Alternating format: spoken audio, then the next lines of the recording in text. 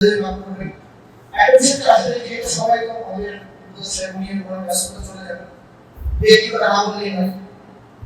মাধ্যম যে সমাজের গল্প আজকের চতুর্থ স্তম্ভ যে গণমাধ্যম, কিন্তু বাংলাদেশের প্রেক্ষাপটে আমরা দেখছি আসলে রাষ্ট্রযন্ত্র যারা ক্ষমতায় থাকে তারা গণমাধ্যমকে নিজেদের মতো করে ব্যবহার করে। এটা যেমন সত্য তেমনি গণমাধ্যম করে অনেক সময় সরকারের আনুকূল্য পাওয়ার জন্য অনেকটা স্বপ্রণোদিত হয়ে সরকারের এক ধরনের চাকরিটা বলে বা যেটাই বলে এই ধরনের কাজ করে। তো এটা একটা সংকট বাংলাদেশে হয়েছে। আমি আশা করি স্থানীয় নিউজ পোর্টাল হিসেবে নিউজ খবর সেই দৃষ্টিভঙ্গির বাইরে গিয়ে জনগণের যে প্রকৃত তথ্য বা যে ঘটনা সেগুলো তুলে আনবে। আর একটা জিনিস মাথায় রাখতে আমরা দেখি যে আসলে সাংবাদিকতা করতে গিয়ে একটা মানুষের রাজনৈতিক হিসেবে তার একটা আইডিওলজি থাকতে পারে, একজন সাংবাদিক তার রাজনৈতিক আইডিওলজি থাকতে পারে, সে এরকম না।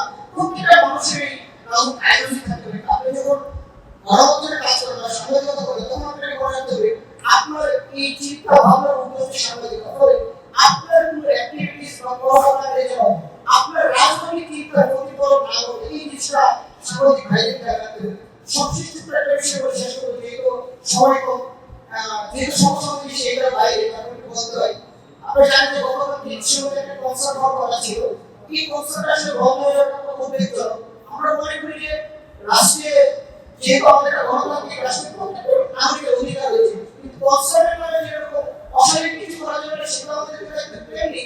একটি সুস্থ সাংস্কৃতিক বিকাশের জন্য আমাদের সেই ইতিহাস ঐতিহ্যের চর্চার জন্য এই সাংস্কৃতিক কর্মকাণ্ডগুলো আমাদেরকে করতে দিতে হবে, কিন্তু মাথায় রাখতে হবে সেটা আড়ালে যাওয়া, সেটা কেন্দ্র করে কোনো অসামাজিক কার্যক্রম না হয় এই জিনিসটা মাথায় রাখতে হবে। এই ধরনের কাজে যে গণতন্ত্র যেটা হয়েছে প্রয়োগ হয়েছে এটাতে কৃষিগঞ্জের মানুষের সম্পর্কে কৃষিগঞ্জের যে মানে সমাজের ব্যবস্থা কৃষিগঞ্জের মানুষের যে ধরনের সমাজের ব্যবস্থা আছে আমাদের দেশে কিন্তু এটা ঘটনা ছোট হতে পারে, এটা পুরো অনেক বেশি এই ইন্টারন্যাশনাল পর্যন্ত যেতে পারে। বাংলাদেশে সাংস্কৃতিক কর্মকাণ্ড বাধাগ্রস্ত করছে বর্তমান সরকার, মানে এই ধরনের নেগেটিভ বার্তা যেতে পারে। এই জন্য আমাদেরকে রাষ্ট্রের সাথে যেহেতু গণতান্ত্রিক রাষ্ট্র, এই জন্য আমাদের এই বিষয়গুলো খেয়াল রাখতে হবে। সবাই আলাদা ধর্ম জানে আমাদের পক্ষ থেকে আয়োজনের ধন্যবাদ জানাতে সবাইকে ধন্যবাদ। আসসালামু আলাইকুম।